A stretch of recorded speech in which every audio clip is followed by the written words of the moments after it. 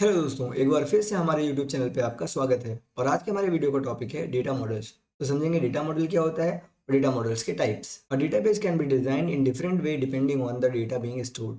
This structure of database is known as data model that describe the manner in which data will be stored and retrieved. देखिए, जो database होता है उसका design इस basis पे होता है कि उसमें किस तरीके का डेटा स्टोर करना है। तो जो डेटाबेस का स्ट्रक्चर होता है, मीन्स की डिजाइन, उसी को बोलते हैं data model.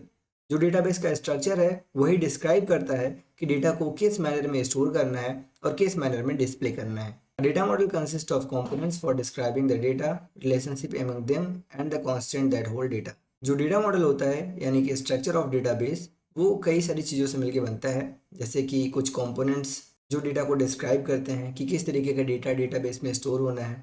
Relationship among them यानी कि डेटा के बीच में किस तरीके से रिलेशनशिप रहेगा। और कुछ कॉन्स्टेंट्स जिसके अकॉर्डिंग डेटा को स्टोर किया जाएगा। There are different data models such as hierarchical data model, network data model and relational data model. तो यहाँ पर different types of data models दिए गए हैं, जैसे कि हायरार्किकल डेटा मॉडल है, नेटवर्क डेटा मॉडल है और रिलेशनल डेटा मॉडल है। सबसे पहला है hierarchical data model. In this model the data is stored in a tree like structure. इस मॉडल की सबसे पहली और इम्पॉर्टेंट बात यह है कि इस मॉडल में डेटा को ऑर्गेनाइज करने के लिए एक ट्री लाइक स्ट्रक्चर का यूज किया जाता है। The data is stored in the form of records. Record is collection of field and it's data values. साथ ही में डेटा को यहाँ पर रिकॉर्ड के फॉर्म में स्टोर किया जाता है। और रिकॉर्ड क्या होता है? रिकॉर्ड जो है फील्ड्स और डेटा वैल्यूज का कलेक्शन होता है। अब फील्ड्स और डेटा वैल्यूज क्या हैं वो भी आगे हम समझते हैं। तो यहाँ पर जो आप एम्प्लॉय नेम, सैलरी, डेजिग्नेशन या project number, project deadline, employee incharge, ये सब जो देख रहे हो इनको बोलते हैं फील्ड्स। और इनमें जो डेटा स्टोर होगा उसको बोला जा रहा है data values. All these records are linked to each other at various level, thereby forming a hierarchy. तो यहाँ पर जितने भी रिकॉर्ड्स होंगे यानी ये जो फील्ड्स और इनके डेटा वैल्यूज, ये सब डिफरेंट लेवल्स पे एक दूसरे से लिंक होंगे और इस तरीके से ये एक हायरार्की बनाएंगे। ये जो स्ट्रक्चर आप देख रहे हो इस स्ट्रक्चर को हायरार्की कहते हैं। इस तरीके के स्ट्रक्चर को आपने हो सकता है कि और सब्जेक्ट्स में भी देखा हो। For example, in figure 8.1 the data of a company is stored using a hierarchical data model. तो ये एक एग्जांपल है जिसमें एक कंपनी है लाइक्स एलटीडी, जिसकी डेटाबेस का जो मॉडल है वो है हायरार्किकल डेटा मॉडल। और इसमें जो डेटा है वो इसी मॉडल के अंदर स्टोर होगा।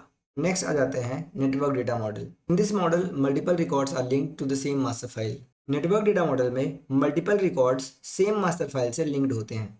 जैसे यहाँ पे आप देख सकते हो कि प्रोजेक्ट नंबर और प्रोजेक्ट डेडलाइन प्रोजेक्ट इन्फॉर्मेशन से तो लिंक है ही, साथ में एम्प्लॉय नेम और डेजिग्नेशन भी प्रोजेक्ट इन्फॉर्मेशन से लिंक है, जो कि हायरार्किकल मॉडल में इस तरीके से नहीं था। It is also considered as an inverted tree where master is present in the bottom of the tree and the branches contain information link to the master.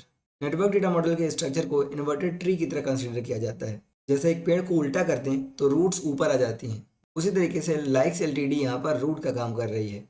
बाकी जो यहाँ पर आप देख सकते हो ये सब ब्रांचेस हैं और इन सब ब्रांचेस में जो भी डेटा स्टोर होगा वो मास्टर फाइल से लिंक्ड रहेगा। In figure 8.2 the data of the company is represented using the network data model. तो ये जो आप फिगर 8.2 देख रहे हो यहाँ पर जो डेटा है उसको नेटवर्क डेटा मॉडल में रिप्रेजेंट किया गया है।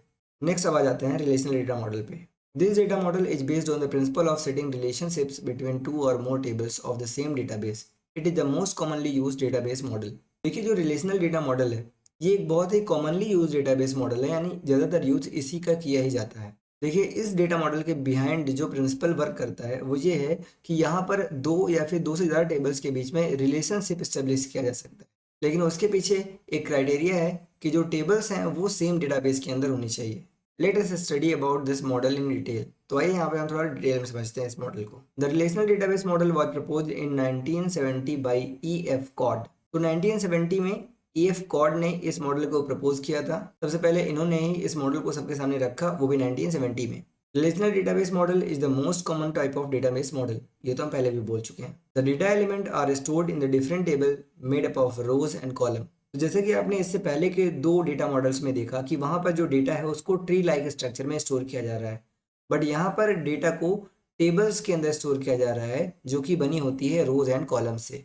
The data in the different tables are related through the use of the common fields. तो जैसा कि पहले बताया गया कि इस डेटाबेस मॉडल में जो टेबल्स हैं आपस में लिंक्ड होती हैं, तो यहाँ पर जो टेबल्स रहेंगी डिफरेंट, उनके बीच में रिलेशनशिप कुछ कॉमन फील्ड्स का यूज करके स्टेब्लिश किया जाता है। So relations are set between tables based on the common fields. That is why this model is termed as relational database model. तो इसे रिलेशनल डेटाबेस मॉडल इसीलिए कहते हैं क्योंकि यहाँ पर टेबल्स के बीच में आपस में रिलेशन होता है वो भी कॉमन फील्ड्स की वजह से। जैसे कि जो फील्ड हमारे एक टेबल में है आईडी, वही सेम फील्ड दूसरे टेबल में भी होगी आईडी, और उन दोनों के थ्रू हम टेबल में रिलेशनशिप स्टेब्लिश करते हैं। देखो यार, डेटा मॉडल्स के अंदर तो इतना ही था। अभी अगर आपको कोई भी डाउट हो तो आप कमेंट में पूछ सकते हो, उसका भी हम सोल्यूशन लेकर आएंगे। लेकिन देखो, इसके बाद जो भी टॉपिक दिया है जैसे कि रिलेशनल डेटाबेस टर्मिनोलॉजी, इसको हम कवर करेंगे नेक्स्ट वीडियो में। ये टर्मिनोलॉजीज आपके लिए बहुत इंपॉर्टेंट है, इसलिए नेक्स्ट वीडियो को आप जरूर देखना। और अगर आपने चैनल को अभी तक सब्सक्राइब नहीं किया है तो सब्सक्राइब कर लेना, क्योंकि भाई देखो, सब्सक्राइब कर रहोगे तो नेक्स्ट वीडियो की आपको नोटिफिकेशन मिल जाएगी। नहीं पता लगा वीडियो आ गई और आप कहीं और बिजी हो, आपको पता भी नहीं चला, नोटिफिकेशन भी आपने ऑन नहीं किया था। तो इसलिए सब्सक्राइब करके नोटिफिकेशन ऑन कर देना। मिलते हैं नेक्स्ट वीडियो में। Bye bye.